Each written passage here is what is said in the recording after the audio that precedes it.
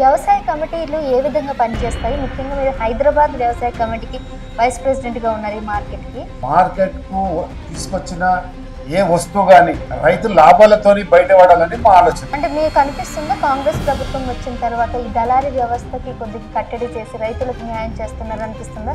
ప్రభుత్వం ఇలా రైతుల పక్షపాతి, ప్రభుత్వం నిరుద్యోగుల పక్షపాతి. మీకు మీరే డప్పు కొట్టుకుంటున్నారు, మీకు మీకే అభిషేకాలు పాలాభిషేకాలు అంటున్నారు, కానీ బయట వాస్తవాలు కూడా మనం మాట్లాడుకోవాలి. మేము ఇస్తున్న సన్నబియ్యం ఒక లబ్ధిదారు ఇంట్లో పోయి భోజనం చేసిన గత ముఖ్యమంత్రులు ఎవరైనా మీరు చూపియాలని మీ ఛానల్ ద్వారా కొట్టాం. ఉన్నారండి, ఎందుకు లేరు? ఫామ్ హౌస్ లో ఉంటాడో తెలియదు, ప్రగతి భవన్ లో ఉంటాడో తెలియదు, సెక్రటరీ రాని ముఖ్యమంత్రి చూసారు. ఎందుకు సార్ నిరుద్యోగులందరూ కూడా అశోక్ నగర్ ధర్నాలు చేసిన పరిస్థితి మొన్నటి వరకు చూసాం. గ్రూప్ ఎగ్జామ్ కి సంబంధించిన స్టూడెంట్స్ ఏ రకంగా అయితే బ్లాక్ మెయిల్ చేసి ఏ రకంగా విద్యార్థులను రెచ్చగొడతారో తగిన శాస్త్ర త్వరలో చెప్తాం.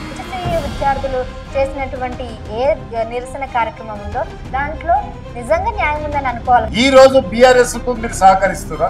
ఆ రోజు లేవని నోర్లు ఈ రోజు ఎందుకు లేస్తున్నాయని అడగదలుచు. మీరు బంగారం లాంటి భూములు అమ్మారు, వజ్రం లాంటి భూములు అమ్మారు, ఇక్కడ సిటీ అవుట్స్కట్స్. దొంగ అంటే నిజంగా దొంగ అయినట్టు.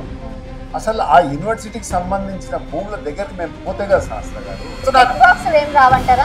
కాళేశ్వరం ప్రాజెక్ట్ మీద రీజెంట్ చేసినట్టు ఆ దౌర్భాగ్యం సంబంధమే లేదు కదండి. సావిత్రి, అనసూయ, అరుంధతి పుట్టిన ఈ దేశంలో ఒక మహిళ ఉండి ఒక లిక్కర్ స్కామ్ ఆమెకు నీతులు చెప్తే మేము వినవలసిన దౌర్భాగ్య పరిస్థితి ఈ రాష్ట్రానికి ఏర్పడ్డది. బీజేపీ హిందూ సనాతన ధర్మం గురించి మాట్లాడిన సందర్భంలోనే మరి బీజేపీ వాళ్ళు ఎందుకు వాళ్ళకి అగేన్స్ట్ గా అయ్యారు? బీజేపీకి సంబంధించిన కొంతమంది ఆ ఛానల్ మీద దాడి చేశారు.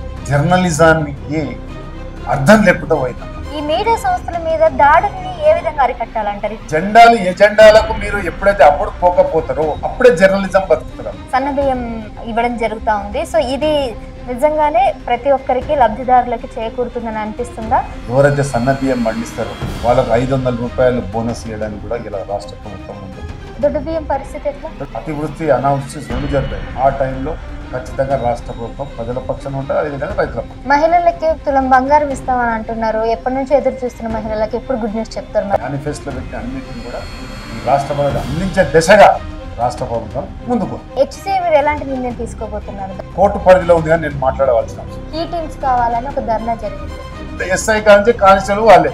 ఇప్పుడు మహిళలకు భద్రత లేదు, సి టీమ్ అనేది ఒక నిర్మాణం జరిగింది. ఇంకా నెక్స్ట్ ఏం చేయబోతున్నారు? ఉద్యోగాలు ఇవ్వాలని ఆలోచన ఉంది, రైతులను ఆదుకోవాలని ఉంది.